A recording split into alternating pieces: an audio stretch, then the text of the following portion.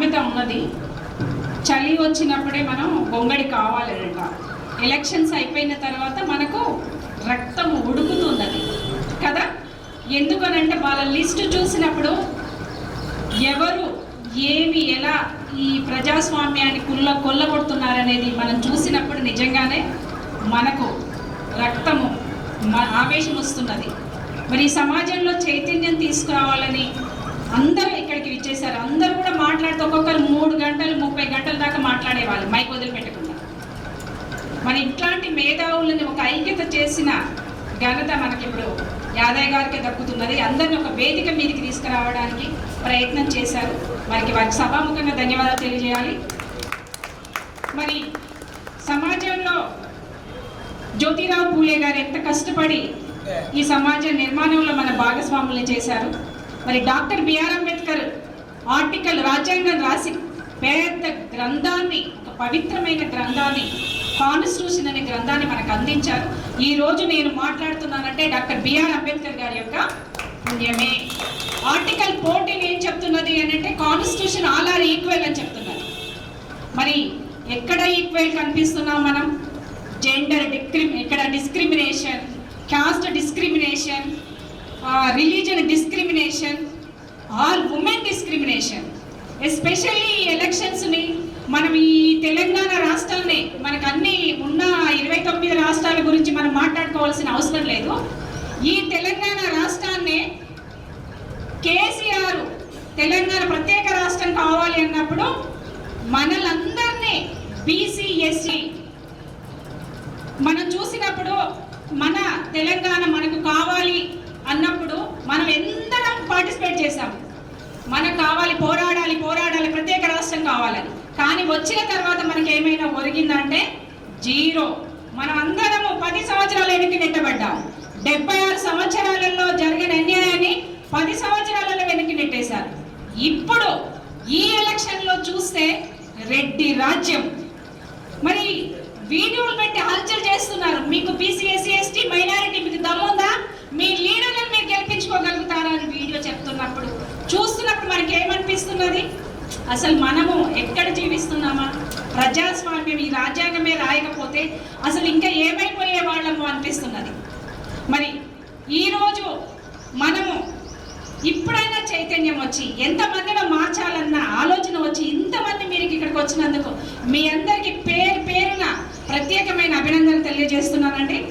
మరి చూడండి, doctor BR Ambedkar సామాజిక న్యాయం అంటే ఏమిటి అని ఏం చెప్పారు? వారు ఏం చెప్పారంటే స్వేచ్ఛ, సమానత్వము, సోదర భావం అన్నారు. మరి స్వేచ్ఛ ఉన్నదా మనకు? ఈ 3 ఉన్నాయా? లేవు. మరి ఐక్యరాజ్య సమితి ఏం చెప్పింది? ఐక్యరాజ్య సమితి ఉన్న సంపదలను, వనరులను అన్నిటినీ సమానంగా ఈక్వల్గా అందరికీ పంచినప్పుడే సమన్యాయము అని చెప్పింది. మరి ఉన్న వనరులు అందరికీ పంచుతున్నారా? వనరులు లేవని కొట్లాడుతున్నారు వాళ్ళ అధికారంలోకి వచ్చి. మరి సమన్యాయాన్ని ఎవరు కాపాడాలి? క్వశ్చన్. ఎవరు కాపాడాలి సమన్యాయాన్ని? యూత్ చెప్పాలి. శివ లాంటి వాళ్ళు యూత్ ఎవరు సమన్యాయాన్ని ఎవరు కాపాడాలి? నేను చెప్తే వినడం కాదు, మీరు కూడా చెప్పాలి కదా. సమన్యాయాన్ని ఎవరు కాపాడాలి? రాష్ట్రం కాపాడాలి. రాజ్య అధికారంలోకి వచ్చిన వాళ్ళు కాపాడాలి. మరి వాళ్ళు కాపాడుతున్నారా? లేదు. మరి ఏది సమన్యాయం? మరి సమన్యాయం అంటే ఏంటి అనుకుంటున్నాము? ఆడవాళ్లకు, మగవాళ్లకు, ఎస్సీలకు, ఎస్టీలకు, బీసీలకు, వెనుకబడిన మైనారిటీ వాళ్ళకి, వెనుకబడిన కులాలు అందరికీ కూడా రాజ్యాధికారంలో సమానంగా న్యాయం కావాలి అన్నారు. మరి వచ్చిందా మనకు 76 సంవత్సరాలలో సమన్యాయం? పడుకుంటున్నాం, లేస్తున్నాం, జెండాలు పడుతున్నాం, జెండాలు కడుతున్నాం, ఎగురుతున్నాం, దురుకుతున్నాం, డప్పు కొడుతున్నాం, కోలాటాలు ఆడుతున్నాం, పాటలు పాడుతున్నాం. ఏది మరి? మళ్ళీ ఇంకో గగ్గోలు ఏంటంటే రిజర్వేషన్స్ పెట్టి ఇన్ని సంవత్సరాలు అవుతున్నా మీరు ఇంత ముందుకెళ్తున్నా మీకు ఇంకా రిజర్వేషన్స్ అవసరమా అంటున్నారు. మరి రిజర్వేషన్స్ మాకేం అవసరం లేదు, మనకేం అవసరం లేదు, తీసేద్దాం. మరి రాజ్యాధికారాన్ని మేమెంత జనాభాలో మాకన్ని సీట్లు ఇవ్వండి. ఎస్సీలు ఎస్టీలకు 76 సంవత్సరాల క్రితం ఇచ్చిన 2 కాన్స్టిట్యున్సీలో ఉన్నాయి. మరి మా పాపులేషన్ ఏం పెరగలేదా? నేను ఒక ఎస్సీ మహిళను అడుగుతున్నాను, మా పాపులేషన్ ఏం పెరగలేదా? పెరిగింది. అయినా అక్కడే. మరి బీసీలు ఏమంటున్నాము? మేము ఏదో ఒక పార్టీలో ఉంటున్నాము, రాజ్యాధికారం కోసం కొట్లాడుతున్నామని. మరి డాక్టర్ బిఆర్ అంబేద్కర్ ఏమిచ్చాడు? వెపన్ ఇచ్చాడు మనకు.